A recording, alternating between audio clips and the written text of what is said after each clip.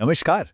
चलिए आज चलते हैं समय में बहुत पीछे, एक ऐसी दुनिया की खोज में जो हजारों सालों तक बस रेत और रहस्यों में दबी रही।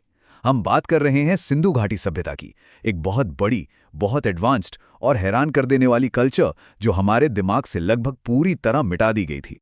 जरा सोच कर देखिए, क्या आज से कोई 4,500 साल पहले एक ऐसी सभ्यता हो सकती थी जिसने हमारे आज के मॉडर्न शहरों जैसे एकदम प्लान्ड शहर बनाए हों? सुनने में किसी कहानी जैसा लगता है ना, पर यह सच है। लेकिन सबसे चौंकाने वाली बात पता है क्या है? कि हजारों साल तक इसकी पूरी कहानी धरती के नीचे दबी रही और हम उसे पूरी तरह से भूल गए। मतलब एक पूरी की पूरी सिविलाइजेशन हमारी याददाश्त से जैसे गायब ही हो गई थी, जब तक कि करीब 1 सदी पहले इसे फिर से खोज नहीं लिया गया। सोच कर देखिए, एक समय था जब यहाँ की सड़कें, यहाँ के शहर जीवन से भरे हुए थे, व्यापार था, लोग थे, एक पूरा समाज था। और फिर कुछ ही सदियों में ये सब बस खामोश खंडहरों में बदल गया। यही तो कहानी है सिंधु घाटी की, एक ऐसा सवाल जिसका जवाब आज भी खोजा जा रहा है। लेकिन इसके अंत पर जाने से पहले ये समझना जरूरी है कि ये सभ्यता आखिर कितनी महान थी। ये कोई छोटी-मोटी बस्ती नहीं थी, नहीं। हम बात कर रहे हैं दुनिया की सबसे पुरानी और सबसे एडवांस्ड शहरी संस्कृतियों में से एक की, जो मिस्र और मेसोपोटामिया जैसी सभ्यताओं के साथ कंधे से कंधा मिलाकर खड़ी थी। अपने पीक पर जानते हैं यहाँ की आबादी कितनी थी? करीब 50 लाख। आज भी ये एक बड़े शहर की आबादी है। जरा सोचिए, उस जमाने में 50 लाख लोगों का एक साथ रहना, ये उनके सिस्टम और उनकी सफलता का कितना बड़ा सबूत है।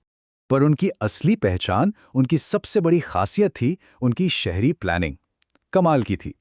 ये शहर बस यूं ही नहीं बन गए थे, बल्कि इन्हें बड़ी सोच समझकर एक प्रॉपर प्लान के साथ बनाया गया था। ये उस दौर की इंजीनियरिंग का एक ऐसा नमूना है जो आज भी हैरान कर देता है। सोचिए, एकदम आज के मॉडर्न शहरों की तरह सीधी ग्रिड पैटर्न पर बनी सड़कें, ढकी हुई नालियों वाला ड्रेनेज सिस्टम, पब्लिक बाथ्स और बड़े बड़े अन्न भंडार। यहां तक कि घर बनाने वाली हर एक ईंट का साइज भी एक जैसा था। यह सब क्या बताता है? यही कि वहां एक बहुत ही ऑर्गेनाइज्ड और ताकतवर सरकार रही होगी। तो फिर सवाल यही उठता है कि इतनी एडवांस, इतनी ऑर्गेनाइज्ड सभ्यता का आखिर हुआ क्या? सैकड़ों साल की तरक्की के बाद ये शानदार शहर खाली क्यों होने लगे? लोग कहां चले गए? और यहीं से ये कहानी एक गहरे रहस्य में बदल जाती है। देखिए, 2500 ईसा पूर्व के आसपास ये सभ्यता अपने पूरे शबाब पर थी। लेकिन फिर 1900 ईसा पूर्व आते आते कुछ बदलने लगा। पतन की एक धीमी शुरुआत हुई और करीब 1300 ईसा पूर्व तक इसके ज्यादातर बड़े शहर वीरान हो चुके थे। मतलब ये कोई एक दिन में नहीं हुआ, ये सैकड़ों साल तक चलने वाली एक प्रक्रिया थी। तो सबसे बड़ा सवाल, आखिर क्या हुआ था? देखिए, इसका कोई एक सीधा साधा जवाब नहीं है, लेकिन हाँ, हमारे पास कई थियोरीज हैं और हर थियोरी एक अलग ही कहानी बताती है। इस पहेली को सुलझाने के लिए इतिहासकार और आर्कियोलॉजिस्ट बिल्कुल जासूसों की तरह छोटे छोटे सुरागों को जोड़ते हैं। तो चलिए हम भी इन सुरागों को एक एक करके देखते हैं और समझने की कोशिश करते हैं कि सच्चाई क्या हो सकती है। जो सबसे पहली और सबसे मजबूत थ्योरी है, वो इशारा करती है प्रकृति की तरफ। क्या ऐसा हो सकता है कि पर्यावरण में आए किसी बड़े बदलाव ने इस महान सभ्यता को घुटनों पर ला दिया हो? और इस थियोरी के पीछे अब साइंटिफिक सबूत भी हैं। पुरानी झीलों और गुफाओं की जांच से पता चलता है कि उस दौर में क्लाइमेट बहुत बुरी तरह बदला था। जो मॉनसून उनकी खेती की जान था, वो सैकड़ों सालों तक कमजोर पड़ गया, भयानक सूखा पड़ा होगा। ऊपर से सिंधु जैसी बड़ी बड़ी नदियों ने अपना रास्ता ही बदल लिया, मतलब पानी का सोर्स ही खत्म हो गया। और हो सकता है कि उन्होंने अपने रिसोर्सेज का जरूरत से ज्यादा इस्तेमाल भी कर लिया हो। अच्छा, अगर प्रकृति नहीं, तो फिर क्या किसी ने हमला किया था? क्या कोई बाहरी ताकत थी इनके पतन के पीछे? देखिए, एक जमाने में आर्यन आक्रमण की थ्योरी बहुत पॉपुलर थी कि बाहर से आए हमलावरों ने इस सभ्यता को खत्म कर दिया।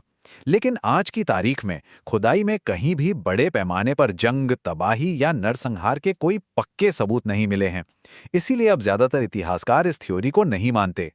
तो अगर प्रकृति नहीं और कोई बाहरी हमला भी नहीं, तो क्या ऐसा हो सकता है कि असली वजह बाहर नहीं बल्कि अंदर ही थी? क्या ये सभ्यता अंदर से ही खोखली हो गई थी?